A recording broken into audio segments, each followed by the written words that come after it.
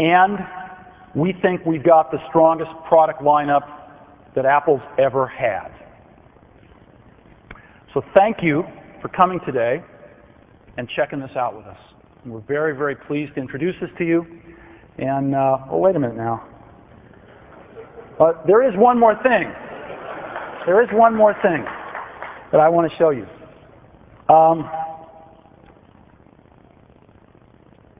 We make some great displays for the new Power Mac G4. We have our 15-inch flat panel studio display and our 17-inch and 21-inch CRT-based studio displays. And they work great with the G4. They're color coordinated to match. But what would be the ultimate companion for the new Power Mac G4? Well, let me show you.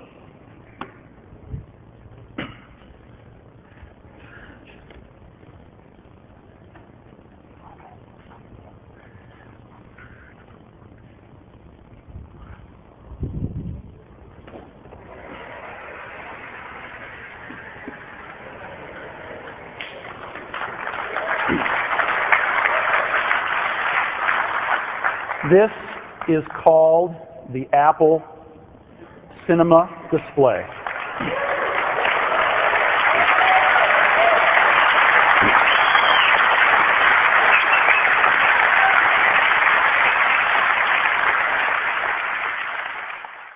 We now have the best consumer desktop on the planet. And I really want to thank you for coming here and seeing it with us today. We're really, really proud of it. Everybody's worked really hard on it. So thank you.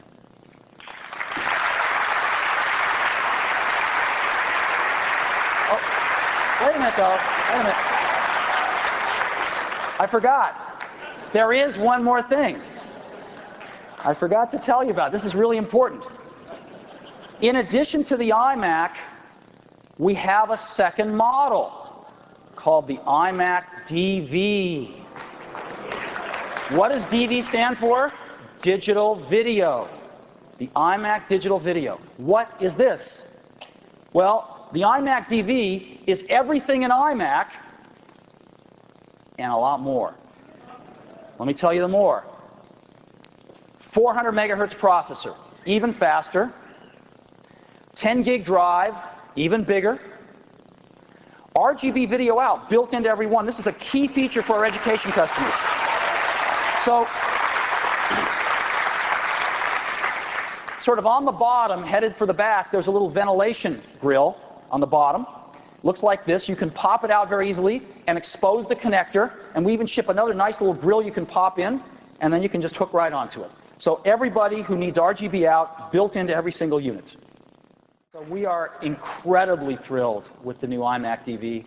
And we are so far ahead of anybody now in the consumer desktop space, it's not funny. So thank you very much for coming today. We've had a lot to show you. Thanks for sitting through a long presentation. Oh, but wait a minute. Wait a minute. I do have one last thing I forgot to tell you about. We just told you about iMac DV. One last thing. iMac DV Special Edition. The iMac DV Special Edition is everything in iMac DV and more.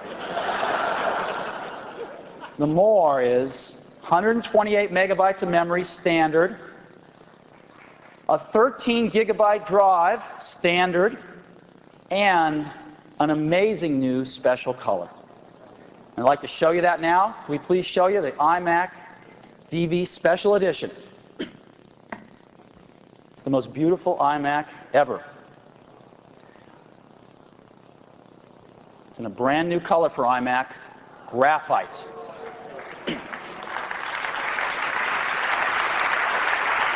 Come on over here.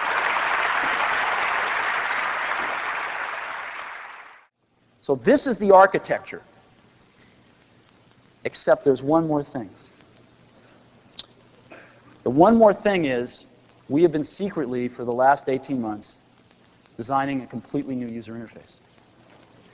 And that new user interface builds on Apple's legacy and carries it into the next century.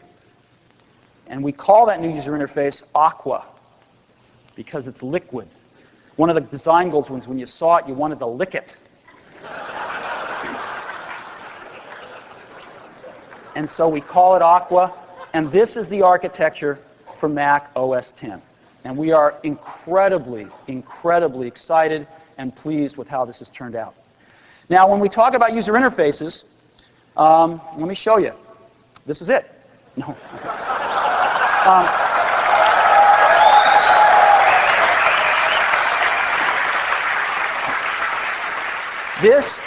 This is what started it all, right? The original Macintosh in 1984, 512 by 384, dots on the screen, black and white, kicked off a revolution.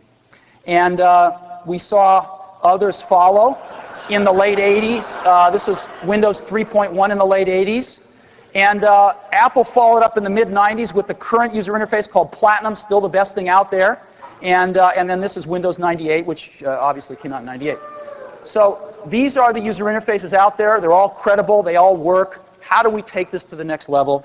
Well, let me show you a few slides on Aqua, and then I'd like to demonstrate it for you. So this, you get a little feeling for what Aqua may be like. But there's one more thing.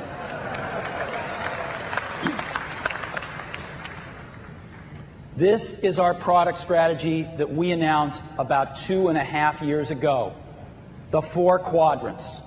And it's served us very well.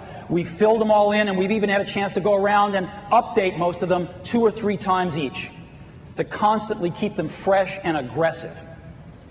But today, for the first time in 2.5 years, we are expanding our product strategy. And it's not a portable. It is a new desktop machine. What is it? We are combining the power of the Power Mac G4, the awesome power of this machine, with the desktop elegance, the silence, and the miniaturization that we learned from doing the iMacs to make a whole new class of machine. And so, we're starting with the G4 power. We're building in a really fast G4 chip into this new machine. We're building in the ability to have up to 1.5 gigabytes of memory in the machine. We're building in the ability to have up to 40 gigabytes of storage inside the machine. We're adding I/O for everything. A modem, 100 megabit per second Ethernet, USB, and FireWire. You can hook up to almost anything with this machine. And airport wireless networking inside as well. Now, I know some of you are saying, well, looks like a mid-range Power Mac G4 to me. What's so new and special about this?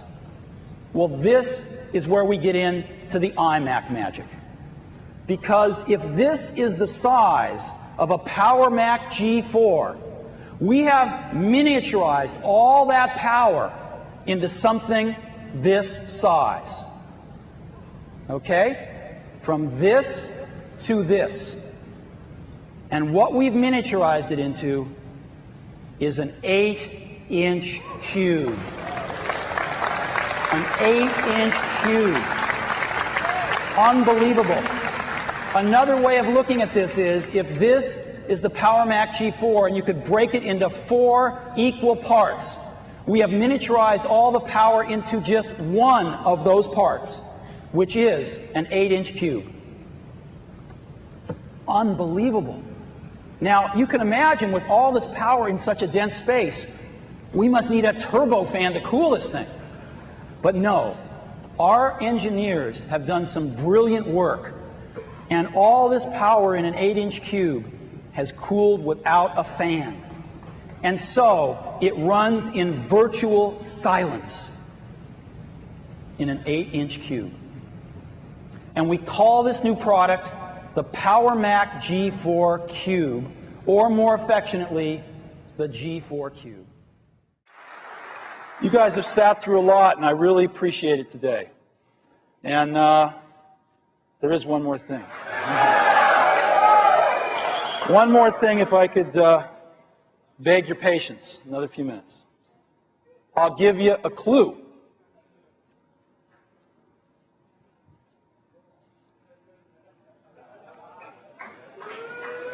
Anybody get it? Remember high school chemistry? Okay.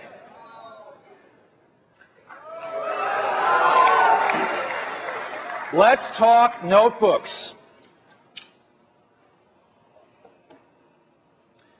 We have the most powerful notebooks in the world. But they have the sex. Right? They have the sex. We want both. We want both.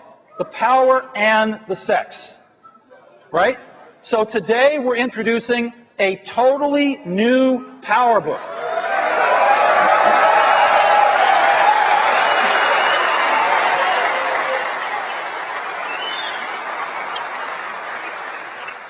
It's got the power. 500 megahertz G4, our first G4 PowerBook ever. If that's not enough, this next one's going to blow your mind. 15.2-inch mega-wide screen.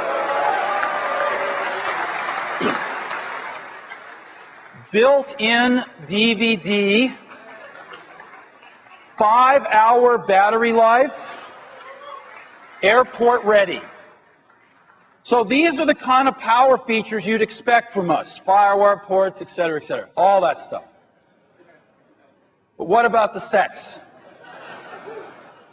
Sitting down?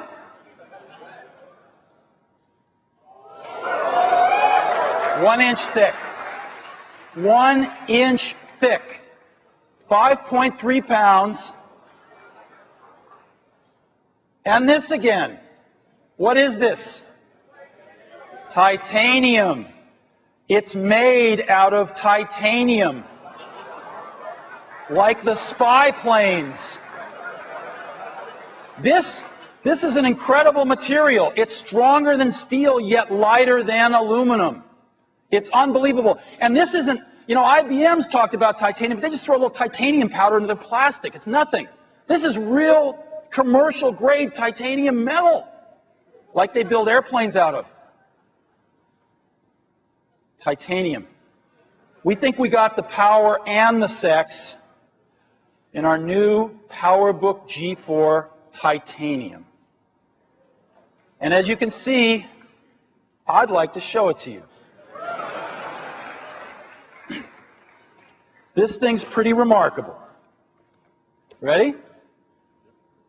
Voila. Got video here? There we go. This is it. It is remarkable. Let me open it here. Look at this. It's incredible. Let me just show you how thin this is. That's my finger. Okay? And once you go down and show them the side, look at this thing. It's unbelievably beautiful. But there was, wait a minute, there is one more thing I forgot about. That's the iMac. I wanted to talk about the iMac for just a minute. The iMac has been really great for us. I think customers just love them. With the flat screen, the super crisp flat screen displays, the really fast G4 processors, and the super drives. You can burn your own DVDs that play in consumer DVD players. And its design is just stunning, where you can move the display anywhere you want. And the feedback we've gotten on this has been fantastic. Walt Mossberg, not an easy journalist to please, said, "The new flat panel iMac is the best consumer desktop PC on the market and costs less than a Windows PC with the same specs." He said that last month. So we're really happy with the iMac. I've got some fun data to share with you. We sell 3 models. The high-end one has a super drive in it. You burn your own DVDs, as I said. I'm really pleased to report that the percentage of all the Macs sold with a super drive, 50%. Customers want the super drive. It is the most requested thing we've got in the iMac line. in terms of get me one with a super drive, and it's showing up in the sales stats. And that model sells for $18.99. As of today, we're lowering the price back down to $17.99 so we can try to reach even more people with it. But this doesn't address the number one request we've gotten for the iMac. The number one request is for a larger display. And the iMac's got a fantastic 15-inch display, but today we are introducing a model with a 17-inch landscape display. Let's go ahead and take a look at it.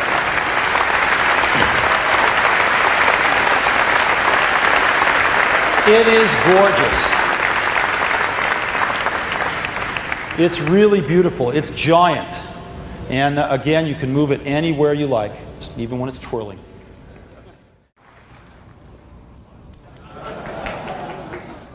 There is one more thing we wanted to talk about today.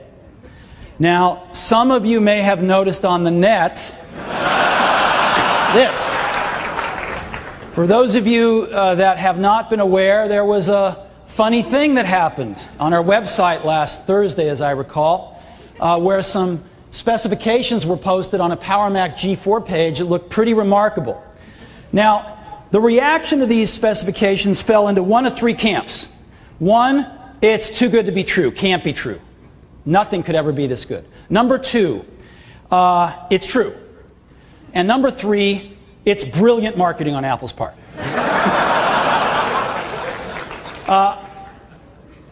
We internally, one of the folks internally had a great name for this. He called it premature specification. But I am here today to tell you that it was a mistake, and it's true. But it doesn't even begin to tell the story that we get to tell you right here and now. We are delivering today the world's fastest personal computer.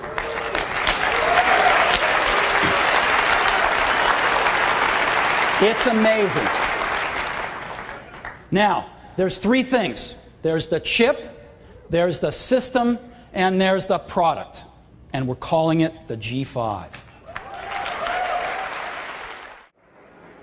So, the 17-inch PowerBook. We just took another giant leap. There is one more thing.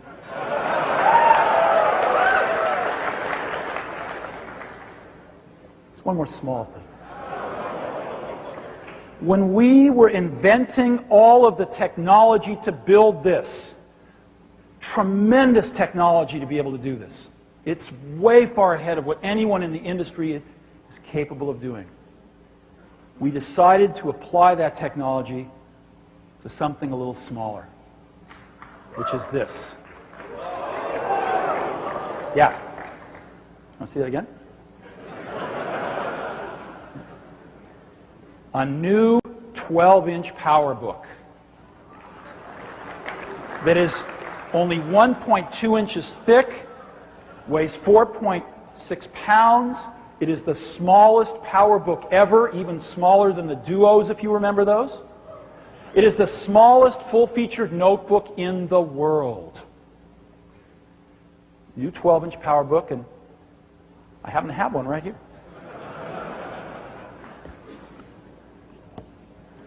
There it is.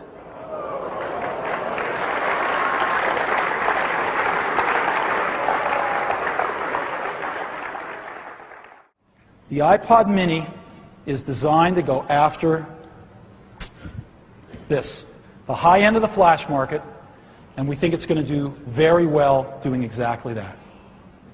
There's just one more thing about the iPod mini, which is it comes in colors. So in addition to silver, we have gold, we have blue, we have pink, and we have green. So we have a whole family of colors with the iPod mini. Now these are aluminum, and they're anodized aluminum, so the photography doesn't really do it justice. You go out and see these in the booth. They are gorgeous. So we're very, very excited about that. So these two things and many more are why we believe we have just begun this era of digital music, and that we're going to see some some very healthy progress in the next year. We're very, very excited about it. iPod and iPod mini.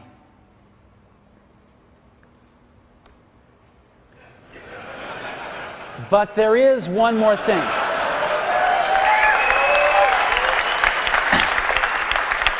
There is one more thing that we want to tell you about today. It's pretty great. So let's look at iPod market share. And let's go back a year in time. Let's go back to January 2004, a year ago. iPod's market share was about 31%. Flash music players had a share of 62%, and the iPod wannabes were about 7%.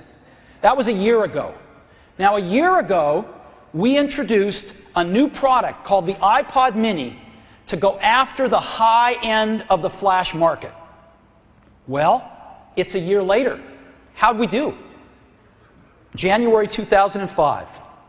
I am pleased to report that the iPod's market share has doubled to 65%. The flash market share has been cut in half to 29%, and the wannabes are down 1% to 6%.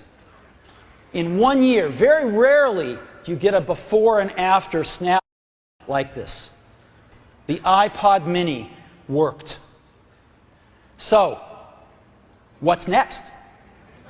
Well, we'd like to go after the remaining mainstream flash market. So we've taken a look at this market, and it's a zoo. There's a zillion little flash players. And the market's incredibly fragmented. Nobody has very much market share. Nobody's investing, marketing, and growing the market. The products are all pretty much the same. So let's just take a look. We pick one of them and take a look. They all have some attributes. First of all, most of them are powered by AAA batteries, which are not rechargeable. So what that means is you're going to feed this thing about $100 worth of batteries a year. Not such a good investment. But let's even forget about the batteries for now.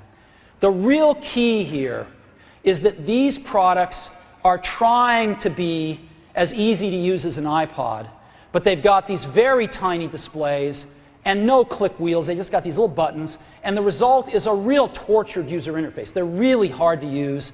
They're hard to find your music. You're sitting there trying to navigate around these things, and it's a lost cause. Well, we don't want to make another one of these. There's plenty of them. We want to make something that's really great if we're going to enter this market. We want to make something that's even easier to use than the existing iPods, because if this is going to be our entry-level product, we want to bring even more people in to the digital music revolution. This is not the way to go.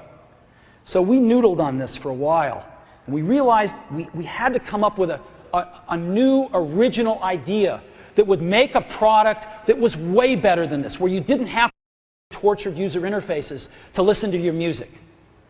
And then we saw it. It was clear as a bell.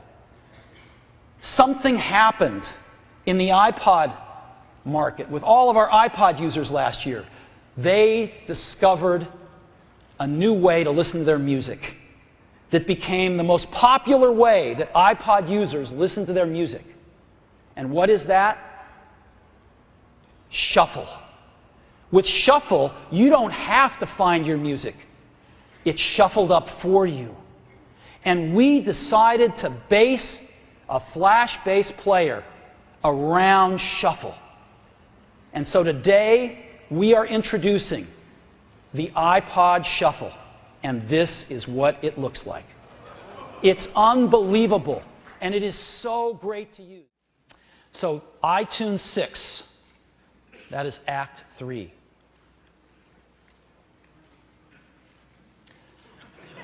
But we do have one more thing today.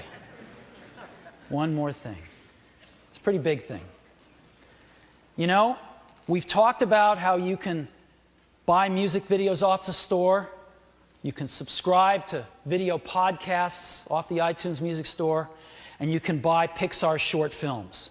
Well, there is one more thing that we're announcing today that you can buy off the iTunes Music Store. And that is TV shows. Now,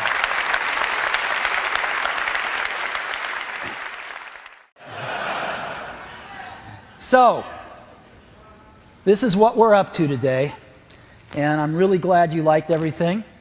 But there is one more thing that I want to talk about. You know, there's been this pesky little problem of the PowerBooks. You know, it's not a secret that we've been trying to shoehorn a G5 into the PowerBook and have been unable to do so because of its power consumption, being unrealistic in such a small package. We've done everything engineering that was possible engineering-wise. We've consulted every possible higher authority, you know. And one of the things we said when we were switching to Intel was it wasn't just about performance, it was about performance per watt, because that was what was going to let us get these things into notebooks. So let's take a look at where we came out, performance per watt. If you take a look at the G4 chip that we have in the PowerBooks today, it's got 0.27 performance per watt. Now, to put a G5 in, which has got a lot higher performance, we needed a higher performance per watt too, so that the power didn't go up with that performance. Well, it turned out that the G5 was even worse than the G4 in terms of performance per watt, which is what kept us from doing what we wanted to. But the Core Duo was designed for this from the start. Look at that. And so it is 4 times better than the G4 and 4.5 times better than the G5. And so today we are introducing a new notebook computer that we are calling the MacBook Pro. It's a new name. It's a new name because we're kind of done with power and because we want Mac in the name of our products. So MacBook Pro. And this is the new MacBook Pro. It has an Intel Core Duo chip in it, the same as we're putting in the new iMac, which means that there are going to be dual processors in every MacBook Pro.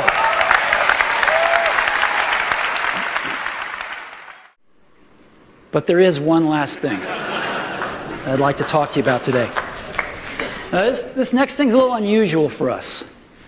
It's a sneak peek of a product that will be announced in the first calendar quarter of 2007. We usually keep things pretty corralled until we're ready to ship them, but in this case, I think it completes the story, and to understand where we're going, I'd like you to get a sneak peek of this. So we decided to go ahead and show it to you today.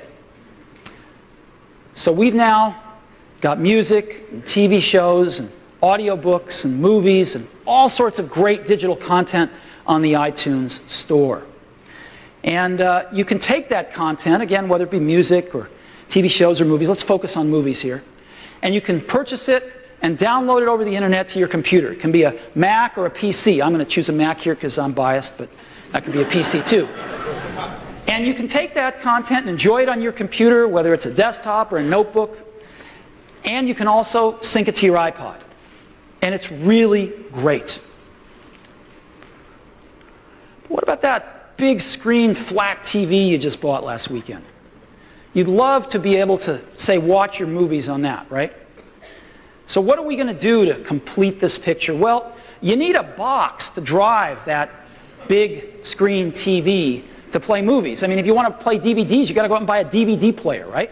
Well, you've got to go out and somehow get a little iTunes player here to play this stuff. But how's this box going to talk to the computer? Do I want to string cables throughout my house? Because my computer's probably in my den or in some other room in the house, and my TV is in the living room or wherever it might be. So I'm going to talk to it using wireless networking. And that's going to get the content from my computer to this box, from the box onto the TV. Make sense? Right? That's what we'd all like to do. We don't want to tear up our walls to string cables. So let's talk about this box. This is the missing piece. Well, here it is. This is what it looks like. And internally we call it ITV. It's going to let you enjoy your media on your big screen flat TV. Right? That's what it's for. Now, it's a code name internally, ITV. We've got to come up with a final name before we introduce it in the first calendar quarter of next year. We're just going to call it ITV. But there is one more little thing. Since we're all here today, there's one other thing we wanted to tell you about that we think you might like. One of the things we didn't have a chance to talk about so far is Safari.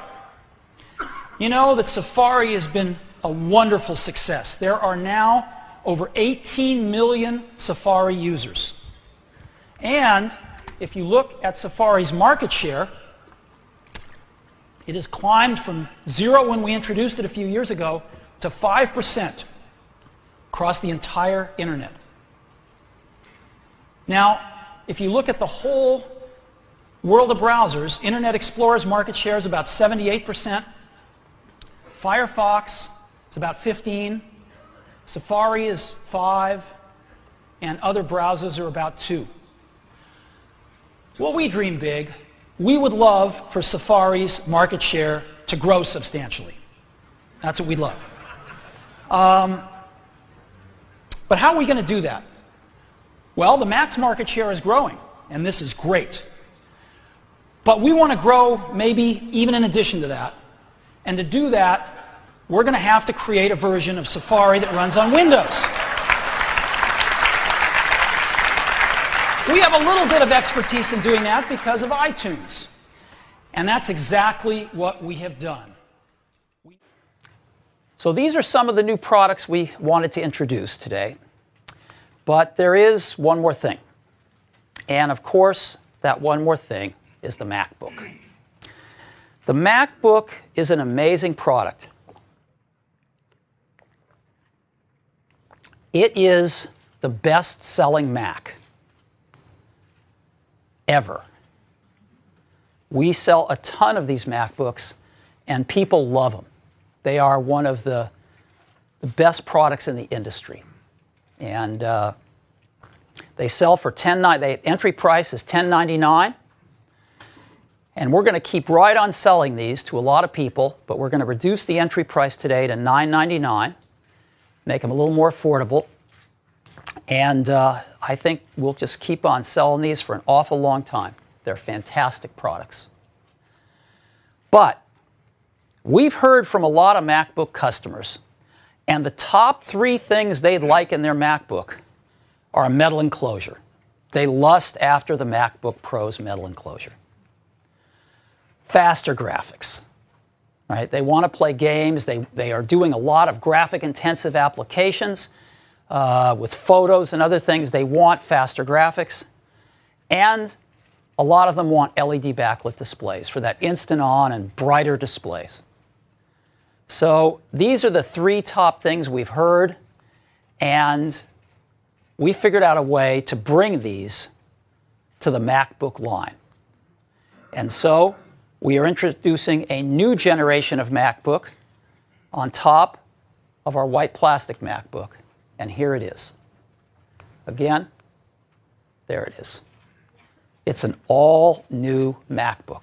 Again, corner-to-corner glass, LED backlit display. It is our new next-generation MacBook. But we do have one more thing, and that is a video camera.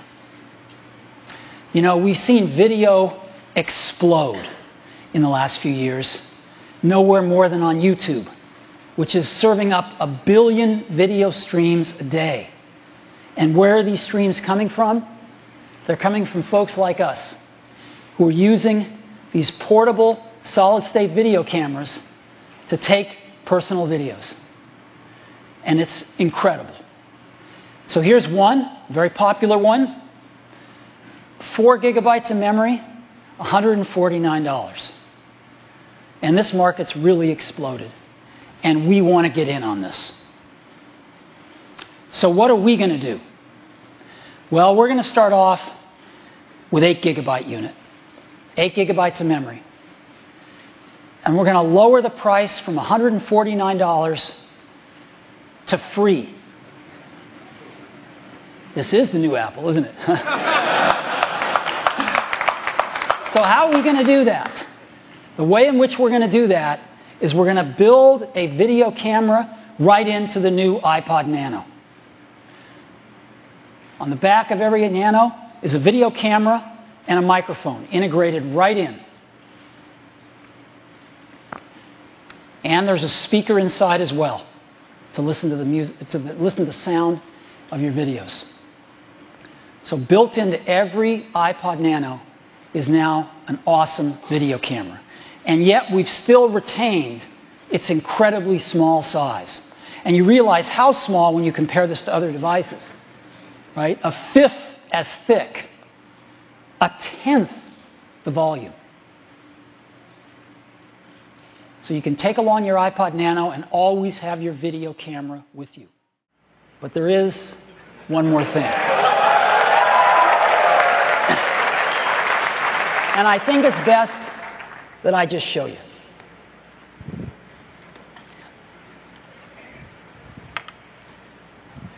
Now, I really want your Wi-Fi devices off. Are they off?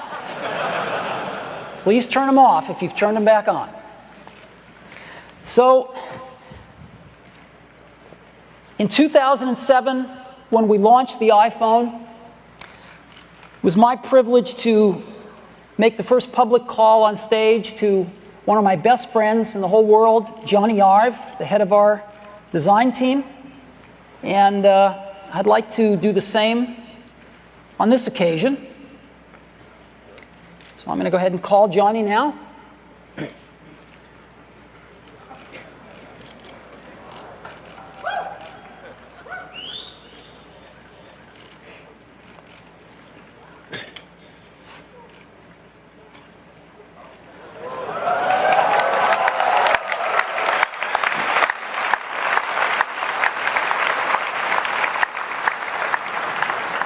Hey, Johnny.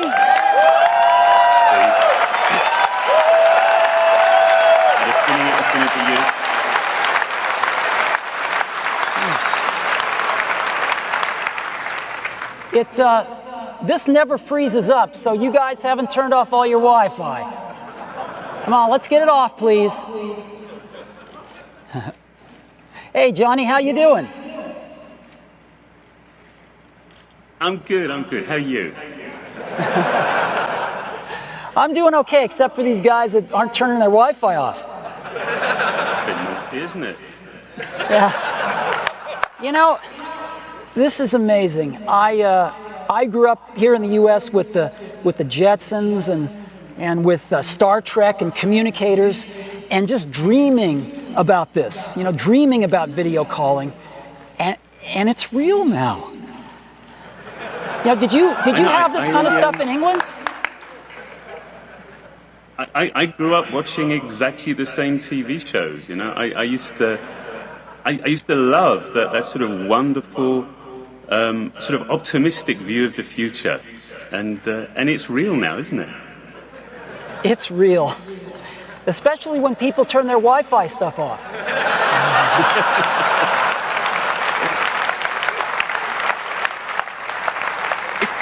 It's sort of odd, isn't it? Because, as you know, the idea of communicating this way, it's an old idea. It's one that we're familiar with.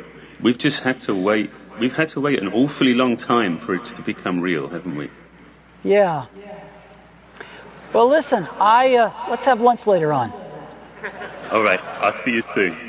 Thanks, Johnny. All right. See you, Steve.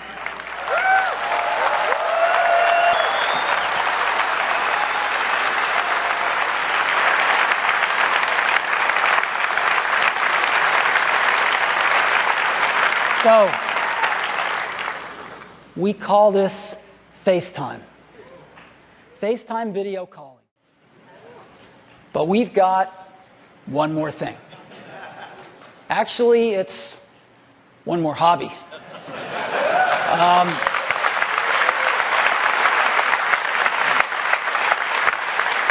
So, of course, we're talking about Apple TV. Now, we introduced Apple TV 4 years ago. And we've sold a lot of them, but it's never been a huge hit. And nor is any other competitive product. Nothing's really hit in the living room yet. But we talk to people that use Apple TVs, and they love them. They absolutely love them and use them a lot. So what have we learned in the last 4 years? What have we learned from our users? Well, we've learned a lot. The first thing is, the number 1, 2, and 3 thing they want is they want Hollywood movies and TV shows whenever they want them. It's that simple. It's not really complicated. They want Hollywood movies and TV shows. They don't want amateur hour. They want professional content. And they want everything in HD. The HD revolution is over. It happened. HD won. Everybody wants HD. They'd like to pay lower prices for content. Right? The lower the prices, the more they're going to watch. They don't want a computer on their TV. They have computers. They go to their widescreen TVs for entertainment, not to have another computer. This is a hard one for people in the computer industry to understand, but it's really easy for consumers to understand. They get it. They don't want to manage storage. When you buy a bunch of movies and TV shows, you have to manage them because you don't want to throw them away. You just bought them. And so you have storage management problems. Your hard disk starts to fill up. What are you going to do? People don't want to think about managing storage. They just want to watch movies and TV shows. And they don't want to sync to a computer. Most of them haven't even figured out what that is. They want to pull some content off their computer, but they don't want this syncing stuff. It's too complicated. And they want whatever hardware we have to be silent, cool, and small. Right? Not too hard to understand. So this is what we've learned, and it's really quite a bit different than a lot of other companies think. And either we're right or we're wrong, but this is what we've heard from our customers.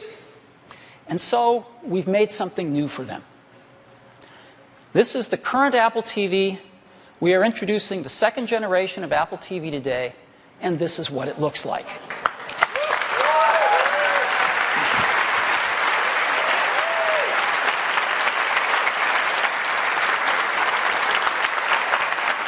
It's a fourth the size. You can hold it in the palm of your hand. I have one here, actually. I mean, look at this. That's it. It's this little tiny box. So these are the things that we wanted to share with you today. We're really excited about them. But there is one more thing. And that one more thing really comes back to our theme for today, which is back to the Mac. You know, we talked about this virtuous circle with Mac OS X helping to create iOS for our devices, that maturing, being on the iPod as well, and now being inspired by that, bringing some of that back to Mac OS X. But just like that philosophy has some benefit in our software, it can also have some benefit in our hardware. What would happen if a MacBook met an iPad? There's a lot to be inspired about there as well. Well, what are some of those things? An iPad has Instant On. Right? That's pretty rare for a notebook. Great battery life. Amazing standby time. 30-day standby time. Solid state storage. So there's no optical or hard drives. And it's thinner and lighter, which means it's even more mobile. These are some great things for notebooks. And so we asked ourselves, what would happen if a MacBook and an iPad hooked up? Well, this is the result. It's one of the most amazing things we've ever created. It is our new MacBook Air, and we think it's the future of notebooks. We're really excited about this. It is gorgeous. Let me just show you a few beautiful shots of it. It's like nothing we've ever created before, and it's really stunning. So that is iCloud.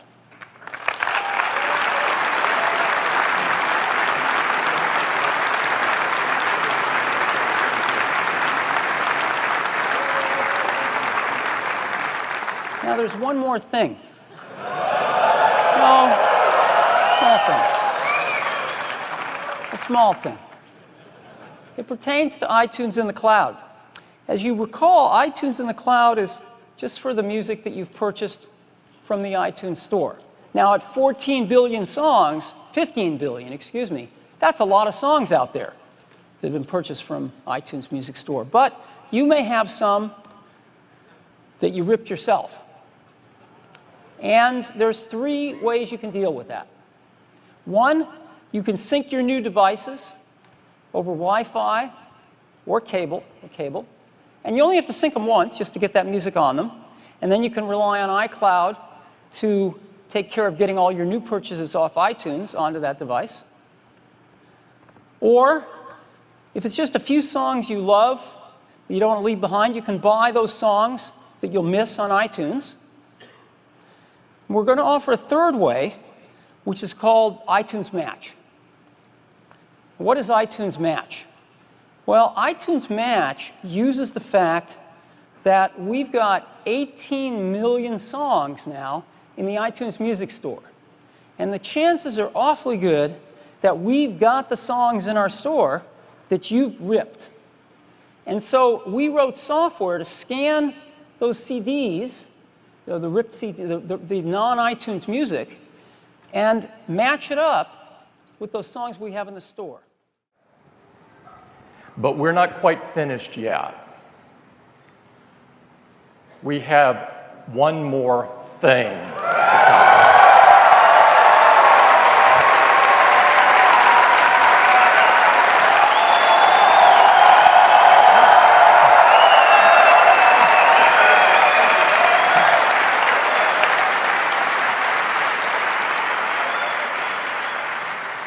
We love to make great products that really enrich people's lives. We love to integrate hardware, software, and services seamlessly.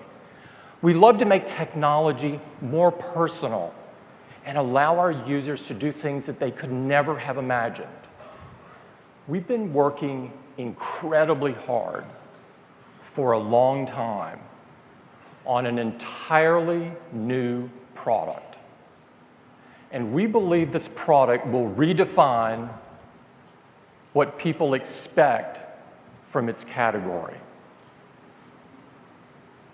I am so excited and I am so proud to share it with you this morning. It is the next chapter in Apple's story, and here it is.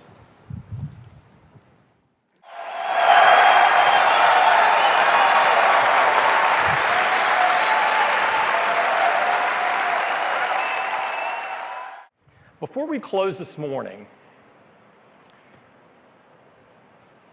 we do have one more thing.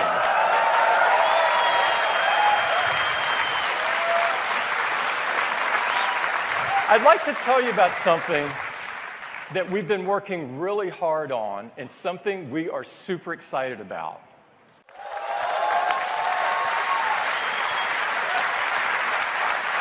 Today we're announcing Apple Music, the next chapter in music, and I know you are going to love it.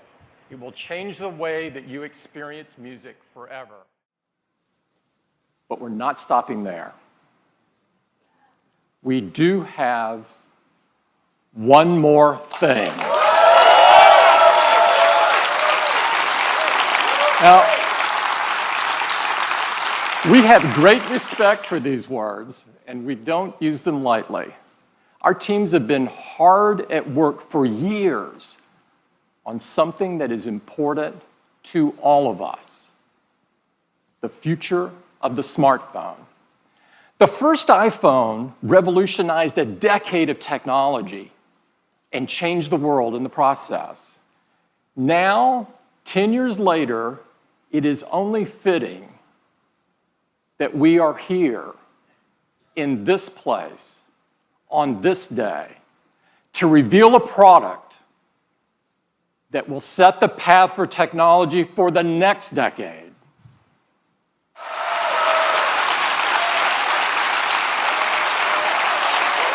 Thank you.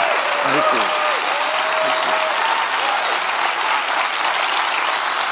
This is iPhone 10.